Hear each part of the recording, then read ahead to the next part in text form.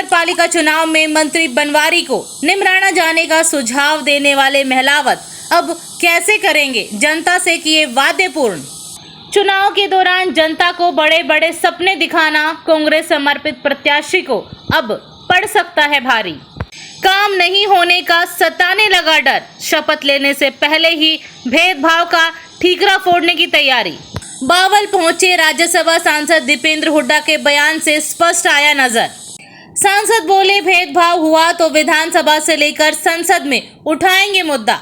बावल में अब कांग्रेस प्रत्याशी को जिताकर गलती करने की चर्चा आम।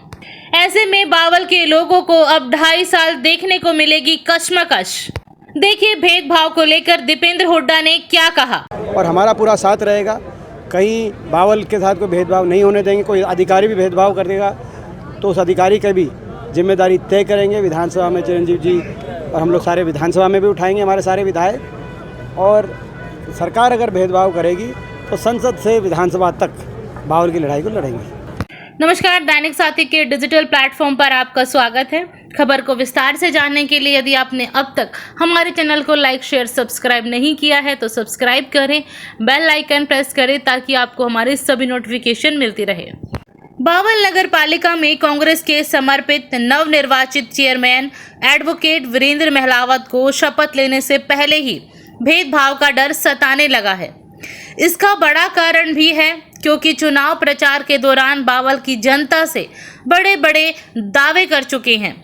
ऐसे में यदि उनको पूरा नहीं कर पाते हैं तो जनता के विरोध का सामना भी करना पड़ सकता है।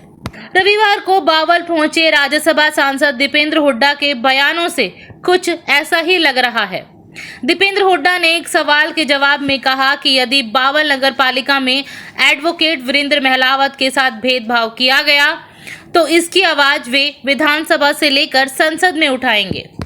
वादे पूरे होने के आसार भी कम ही दिखाई देते हैं क्योंकि जिस तरह से चुनाव प्रचार के दौरान एडवोकेट वीरेंद्र सिंह ने बावल विधानसभा क्षेत्र से विधायक और प्रदेश सरकार में सहकारिता मंत्री डॉक्टर बनवारी लाल को बावल छोड़कर निमराना जाने तक के बयान दिए, इससे स्पष्ट है कि आने वाले दिनों में तल्खी और ज्यादा बढ़ सकती है। अब आपको दिखाते हैं कि राज्यसभा चुनाव में इंडियन नेशनल लोकदल के नेता चौधरी अभय सिंह चौटाला द्वारा पैसे के लेन देन के आरोप लगाने से लेकर अग्निपथ योजना व प्रदेश में बड़े बदलाव को लेकर दीपेंद्र हुड्डा ने क्या कहा। दीपेंद्र जी यहाँ पहुँचे, क्या कुछ बताएंगे? आज जो बावल के नए चेयरमैन बने हैं वीरेंद्र सिंह जी, उनको शुभकामनाएं देने के लिए हम यहाँ पे पहुँचे हैं। चिरंजीव जी हैं, हम हैं, एमएल रंगा जी हैं, हम लोग सब ने उनको आशीर्वाद दिया, उनको शुभकामनाएं दी। उनको जो आशीर्वाद मिला बावल के लोगों द्वारा, उस विश्वास को बनाए रखें। पूरी टीम को हमने यही हमारी आज शुभकामनाएं दी हैं और हमारा पूरा साथ रहेगा, कहीं बावल के साथ कोई भेदभाव नहीं होने देंगे। कोई अधिकारी भी भेदभाव कर देगा तो उस अधिकारी की भी जिम्मेदारी तय करेंगे। विधानसभा में चिरंजीव जी और हम लोग सारे विधानसभा में भी उठाएंगे, हमारे सारे विधायक। और सरकार अगर भेदभाव करेगी तो संसद से विधानसभा तक बावल की लड़ाई को लड़ेंगे। सर, इन्होंने के जो अभय चौटाला जी कह रहे हैं कि राज्यसभा सांसद में विधायकों का पैसों का लेन देन हुआ है, उनके पास इस तरह के सबूत भी मौजूद हो, वो ईडू को भी लिखेंगे। पहले तो वो ये बताएं कि उन्होंने जो खुद ये कह रहे थे कि जेजेपी वाले पैसे लेकर जी टिकट दे रहे हैं जी, और फिर उन्होंने भी उन्हीं की वोट डाली। तो उन्होंने किस आधार पे वोट डाली?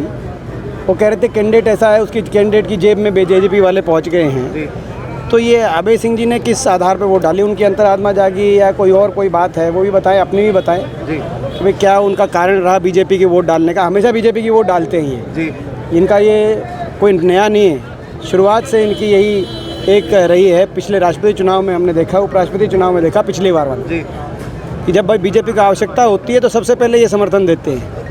तो तो मैं अपना बताएं पहले, मगर ये राज्यसभा चुनाव में जो एक चीज़ आई सामने, कांग्रेस के प्रत्याशी को रोकने के लिए, हमारे प्रत्याशी को रोकने के लिए सभी हरियाणा के ऐसी शक्तियाँ जो जिनको मैं नकारात्मक शक्तियाँ कहूँगा आज हरियाणा की राजनीति में, जिनमें आज हरियाणा को इस व्यवस्था में पहुँचाने के लिए जो जिम्मेदार लोग हैं वो सारे एक हो गए।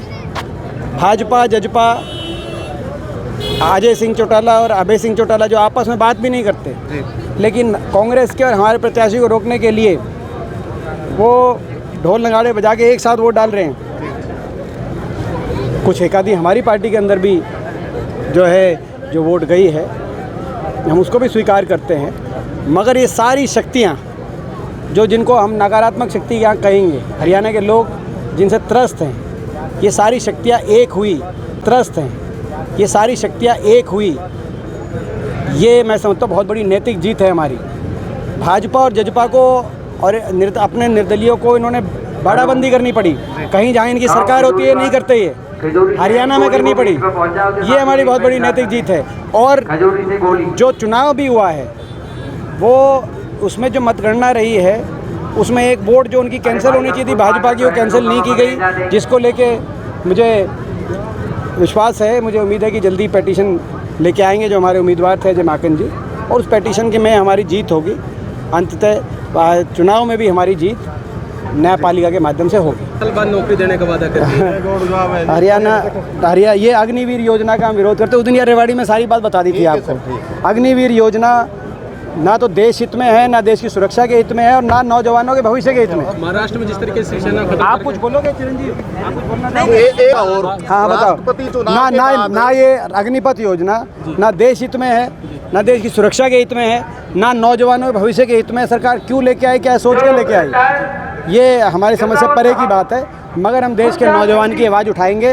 अग्निपथ परियोजना, जो भी कोई योजना, कोई भी कदम ऐसा उठाया जाएगा जिससे देश की फौज कमजोर होगी, उस कदम का हम पूरे पुरजोर विरोध करेंगे। चर्चा चल रही है कि राष्ट्रपति चुनाव के बाद में प्रदेश की राजनीति में कुछ बदलाव होगा, कुछ लगता है इस तरह का कुछ? प्रदेश की राजनीति में तो बदलाव होना शुरू हो चुका है। नगर पालिका का नतीजा आपने देखा, भाजपा मात्र 26% वोट मिली, जिसको 50% वोट मिली थी आज से 3-4 साल पहले जब पहली बार डायरेक्ट चुनाव हुए थे। शहरों में जिनको हर 4 में 3 मतदाता ने नकार दिया हो सत्ता में रहते हुए, जो ये कहते हो कि शहरों में हमारी मजबूती थी, ग्रामीण अंचल में क्या हाल होगा वो आप अंदाज़ा लगा सकते हैं।